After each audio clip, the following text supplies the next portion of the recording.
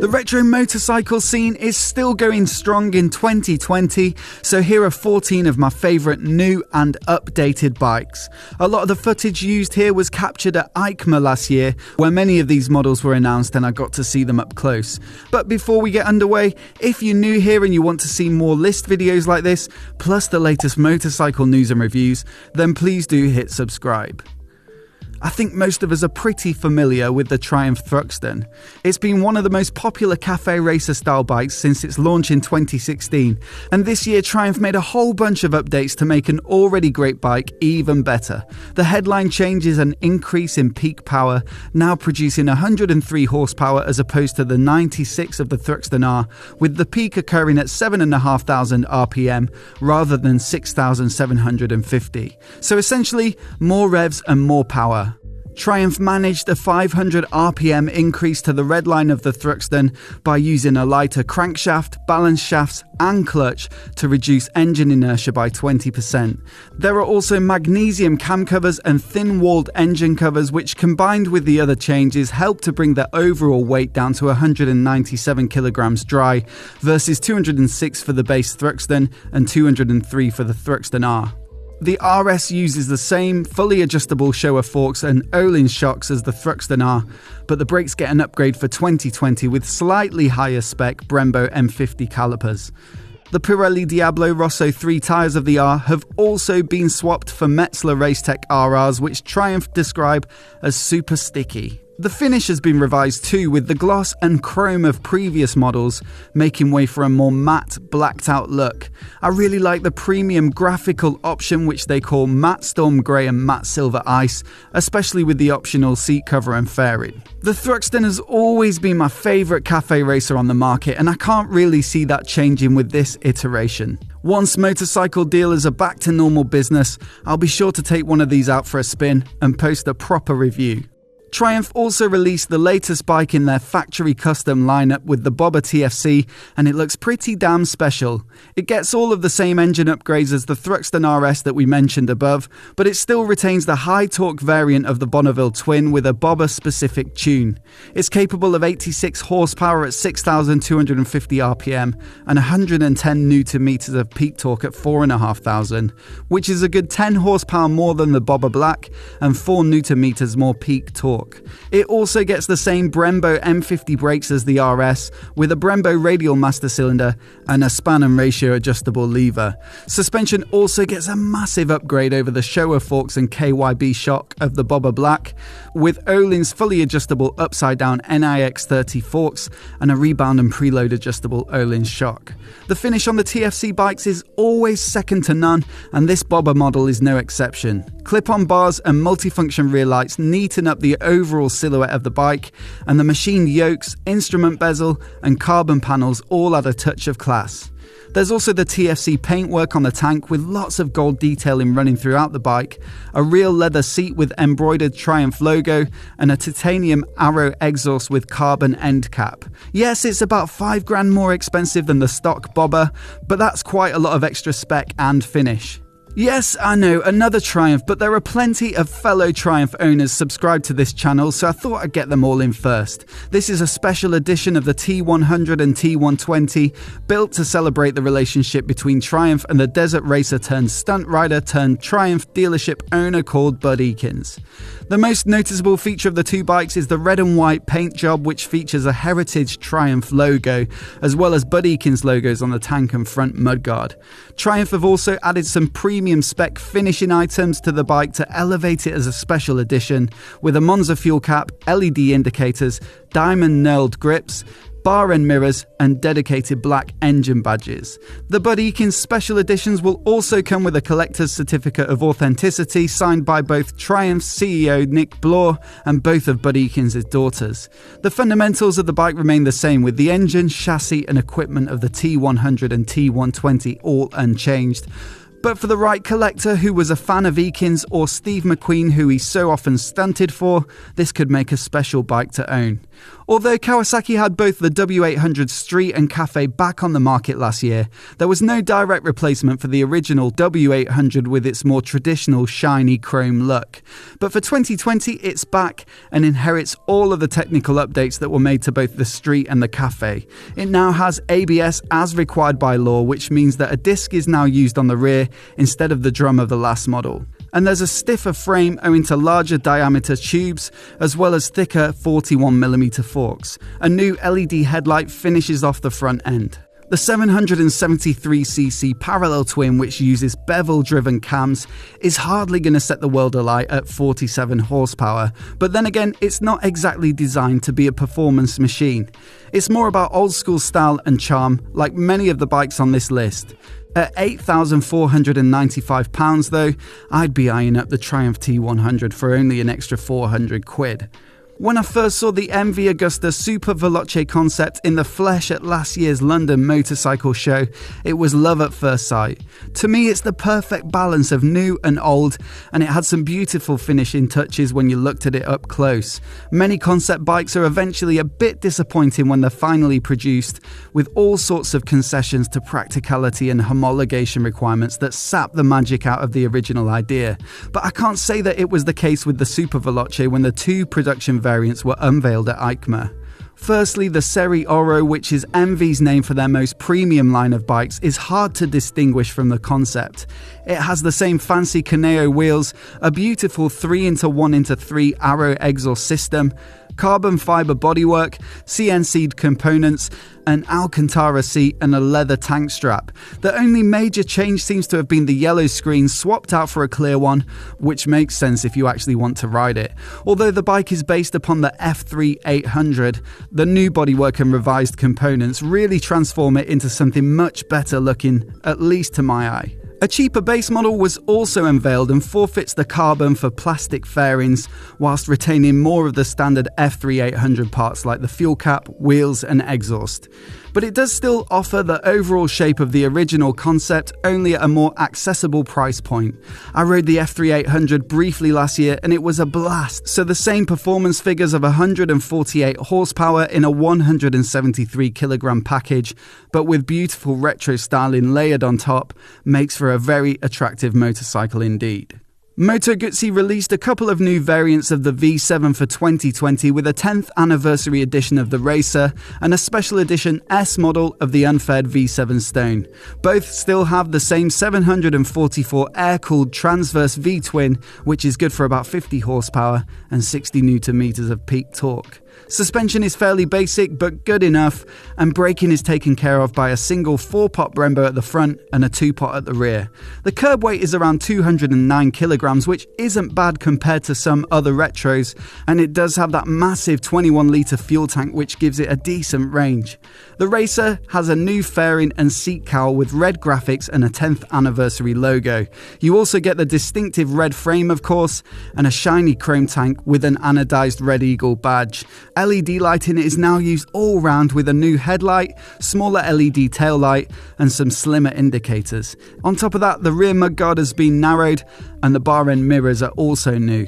Just 750 of the limited edition V7 3 Stone S will be made. It gets the same new LED lighting and bar end mirrors as the Racer, but it has a much more muted finish in line with the rest of the V7 range. The S has a satin chrome tank, which I absolutely love, a leather tank strap, a saddle with a bit of extra detail, and red shocks to add a pop of colour. Out of the two, the S is my favourite. I'm not sure I could live with the red frame of the Racer, but the S still looks that extra bit more special than the base V7. Blacked out versions of retro bikes aren't really a new thing. Triumph have done it in the past with the T100 Black, T120 Black and Bobber Black for example, and Ducati have also produced a dark variant of the Monster in the past. Now they're back at it again with the Scrambler Icon Dark, although they've taken the simpler finish as an opportunity to knock £700 off the price, making it the cheapest bike in their range. The tank is black, the seat is black, the engine covers, the wheels and the bodywork. In fact, the only non-black items are the exhaust system and the fuel tank side panels.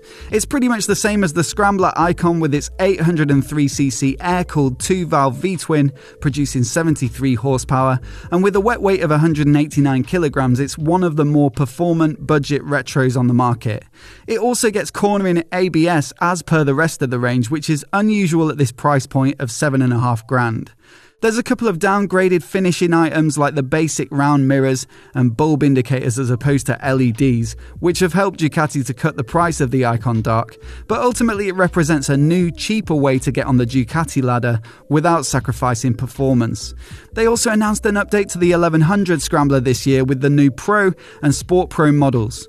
The Pro carries on where the previous generation left off with the same 1079cc V-twin, which is good for 86 horsepower, although it's been updated to meet Euro 5 emissions regulations. The frame and subframe, hydraulic clutch with servo-assisted slipper, Marzocchi forks, KYB shock, Brembo M4.32 brakes, Pirelli MT60 RS tyres, the 3 riding modes and cornering ABS and traction control all remain the same. But there's a new paint job called Ocean Drive, a new seat trim, and a shorter rear mudguard with a swing arm mounted license plate holder like the Scrambler 800. The twin exhausts have also been revised, moving from under the seat at either side to a more typical Scrambler arrangement stacked on the right. The Sport Pro has a few performance upgrades like fully adjustable 48mm Öhlins forks and preload and rebound adjustable shock. The bars are narrower and lower, and the bar and mirrors finish off a sleeker look. It also comes in this new matte black finish with oversized 1100 logo and a brown saddle, and combined with the gold anodized forks, it'd be my pick of the two from an aesthetic perspective. There was something a bit awkward looking to me about the last generation, but the Sport Pro has the right tweaks to make a sweet looking ride. Based on the super popular MT-07, the Yamaha XSR 700 is essentially a retro body kit. It uses the MT's 689cc parallel twin, as well as the frame, suspension, brakes, wheels and electronics. But the retro hardware, tank, saddle, lighting and mudguards add an old school flavour. There's not a great deal new for 2020 apart from the punchy red and white paint scheme and gold painted wheels, but personally I really like the look of this finish, so I thought it was worth highlighting in this list. The same paint job is also available on the larger XSR 900, which is based upon the triple-cylinder MT-09. A new entrant into the retro category, the Suzuki V-Strom, has been redesigned for 2020 with their DR Big of the 1990s in mind, and as such gets a square headlight, beaky front mudguard, yellow paint job with a blue saddle and some gold rims to boot. It's also had some changes to the power, specs and equipment, and I covered all of those off in my review of the best new adventure bikes for 2020. I've linked to that video in the description in case you haven't seen it already, and there are a couple of other retro-inspired adventure bikes in there like the Moto Guzzi V85 TT Travel and the Ducati Desert X Concept. Those, as I say, are my pick of the new and updated models for 2020, but there are still plenty of great 2018 and 2019 bikes on sale this year, so here's a quick run through of the best of the rest. The 650 Interceptor and Continental GT twins transformed Royal Enfield's sales figures in the UK last year, almost doubling compared to 2018. And it's easy to see why. They're great looking bikes with reasonable performance, but the price point is hard to beat, with the Interceptor costing just £5,699 in the most basic paint schemes, and the Continental GT starting at £5,899. The Himalayan is also a big seller in the UK for Enfield, again owing to its low cost, simple design and old school charm. Many commenters on my videos are begging for a mashup of the two, the Himalayan's off-road bias with the extra power of the 650 twin. There's nothing on the horizon right now, but you never know, that's a bike I'd love to see for 2021. Just a couple of weeks ago, Honda unveiled a stunning new concept, the CBF, which was inspired by their CB900F of the 70s and 80s. There's no word on whether it'll actually go into production, but in the meantime, the CB1000R that it's based upon already makes a great retro ride. Admittedly, it's more on the modern side than many of the bikes on this list, especially considering that it uses the last generation Fireblade engine to generate 143 horsepower and has plenty of modern touches like the single-sided swing arm. But the Neo Sport Cafe design language that Honda developed for the CB range, including the CB650R, CB CB300R and CB125R definitely has a more retro look than the previous generation of CBs, with plastic bodywork making way for metal finishes and a round headlight defining the front end. There's a full review of the CB650R linked to in the description. I borrowed it from Honda for a couple of weeks and thought that it was exceptional value for money at around the $7,000 mark. If those bikes are too modern for your taste, there's always the CB1100 RS, which offers less performance than the CB1000R, but uses a more traditional frame design, twin shocks and a bit more chrome. And of course we have to mention the Monkey Bike and the Super Cub, both of which are based upon iconic Hondas of the past. Also from Japan, there's the Kawasaki Z900 RS to consider. It's built upon the Z900, using the same inline-4 but tuned down for a bit more mid-range and torque. But it has a different subframe, seat, tank and finishing hardware to mimic the Kawasaki Z1, which was introduced back in 1972. This is one of my favourite looking retro bikes, and it also gets great reviews on the road. Suzuki performed the same trick on their GSX S1000, kitting it out with some angular bodywork to replicate one of the most distinctive bikes of the 1980s. The Katana is substantially more powerful than the Z900 RS, with 148 horsepower peak as opposed to 109, but personally the styling doesn't really do it for me. Perhaps if you own the original Katana, or if you're particularly fond of that era, then it might float your boat, but I think it's a bit of an acquired taste. The BMW R9T has been around for a good 5 or 6 years now and didn't get any major updates for 2020, but it just had to be on this list. There are a bunch of different flavours available, with the cheapest pure model, the standard R9T, the Scrambler, Urban GS and Racer. The 1170cc air and oil cooled Boxer Twin makes a good 108 horsepower, and the rest of the equipment is well spec'd across the range. Personally, I love the rugged look of the Urban GS, and that'd be my pick of the bunch. I've never quite been able to decide on whether the Indian FTR 1200 is a retro motorcycle or not. You see, it's supposed to look like a flat tracker, specifically their FTR 750 race bike, a bike that's relatively recent but still has some design features that have been used on flat trackers for many years. Let me know what you think in the comments. Should it be on this retro list or not? Either way, it's a hoot to ride, and there's a link to my review in the description. It makes decent power at 120 horses and is really well spec'd in the slightly more expensive S version. It's an engaging ride and also distinctively styled, being pretty much the only production flat track inspired bike on the market. That might be about to change though, with Harley registering documents that outline a tracker powered by their new Revolution Max engine, so it could be in the works for 2021, but it'll have to be some bike to outperform the FTR. I know I included quite a few Triumphs at the top, but there are still a few others in their modern classic range that were launched in 2019 and ought to make it onto this list. The 1200 Scrambler XE was one of my favourite bikes that I tested last year, with a big tall stance, plenty of power and lots of great tech to play with too. The Speed Twin also stands up well against the new bikes in this list, a more comfortable position than the Thruxton perhaps, but not far off in terms of performance. And then of course the Street Twin and Street Scrambler are still worth a look if you don't feel like you need all 1200cc's of the other models. I've tried to be as comprehensive as possible there, but I'm sure there are plenty of bikes I've missed, which you can let me know about in the comments. I always enjoy receiving suggestions for other bikes I should check out. I'd also love to know which is your favourite on the list. If I could pick any right now, it'd probably be the Super Veloce Serie Oro for its pure Italian exotica. Let me know yours in the comments below, and if you're new here and you want to see more videos like this, hit subscribe and I'll catch you next time.